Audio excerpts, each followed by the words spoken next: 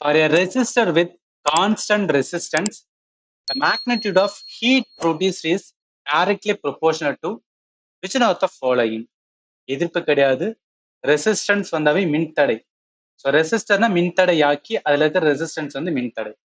மின்தடை மாறாத நிலையில் உருவாகும் வெப்பம் எதற்கு நேரான ஒப்புமையாக இருக்கும்?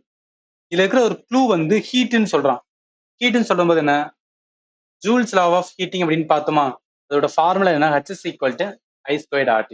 இது எப்படி வந்துச்சுன்னு சொல்லிட்டு உங்க கிளாஸ் எடுக்கும்போது நான் ப்ராப்பரா என்ன பண்ணிருப்பேன்னா சொல்லியிருப்பேன். சரி, இப்ப ஃபார்முலா என்ன, H is equal to I² RT. இதுல எது கான்ஸ்டன்ட்? So resistance constant.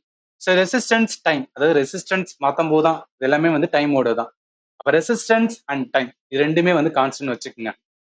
இதோட இருக்கும்போது இதை கான்ஸ்டன்ட் எடுத்துட்டீங்கன்னா மிச்சம் என்ன இருக்கும், H எதுக்கு டைரக்ட்லி ப்ரொபோர்ஷனல், I² ரேட்டா.